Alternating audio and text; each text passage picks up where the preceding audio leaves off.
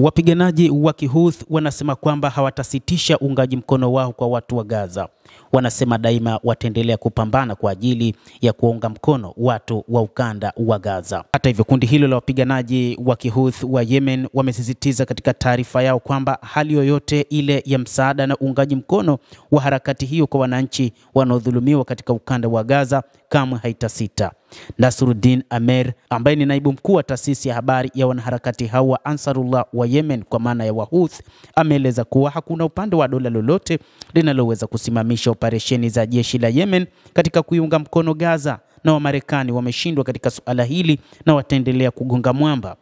Wahouthi wamesema kwamba katika nyakati ambazo wapo tayari kwa lolote ni katika nyakati hizi, na katika nyakati za siku ya Jumamosi wamefanya shambulizi katika meli za Wamarekani ambazo zipo katika eneo la Mashariki ya Kati ambazo zinatumika kwa ajili ya kuwashambulia Wahouthi wa Yemen.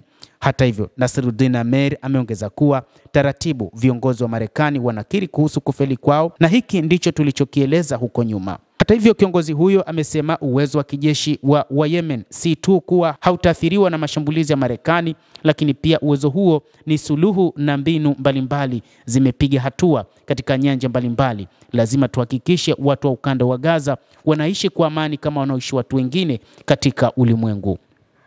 Kuhusu uwezekano wa Marekani kuwatumia mamluki wa ndani kuyumbisha usalama wa Yemen, Nasruddin Amer amesema hata katika hili tumejiandaa kwa hali zote tarajiwa na hatuna wasiwasi katika hili. Ikumbuke katika siku za hivi karibuni kulikuwa na taarifa ambayo ilieleza kwamba kuna kundi la watu zaidi ya 80,000 ambao ni watu wa Yemen ambao wanapanga namna ya kuwaondoa wapiganaji hao wa Kihouthi nchini humo.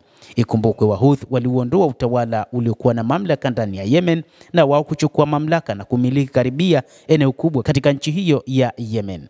Hata hivyo, kundi hilo linadaiwa kwamba ni kundi ambalo lilikuwa la serikali, na hivyo kundi hilo litapewa mafunzo kwa ajili tu ya mapambano dhidi ya wapiganaji hao wa Kihouthi, huku Wahouthi wakisema kwamba wapo tayari kukabiliana na kundi hilo na kwamba halitoweza kupambana, kwani serikali ya Yemen ilikuwa na uwezo mkubwa kuliko hata kundi hilo ambalo limeanzishwa na ambalo huenda likapewa mafunzo katika mataifa kama vile UAE kwa maana Umoja wa Falme za Kiarabu pamoja na Saudi Arabia.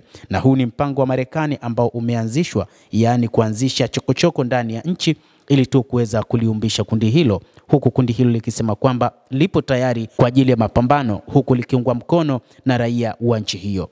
Raia wanaonekana kuunga mkono kundi la Wahouthi wa Yemen, na kila wiki wamekuwa wakifanya maandamano kushinikiza juu ya utetezi wa watu wa ukanda wa Gaza, licha ya wao wenyewe kufanywa mashambulizi mara kadhaa.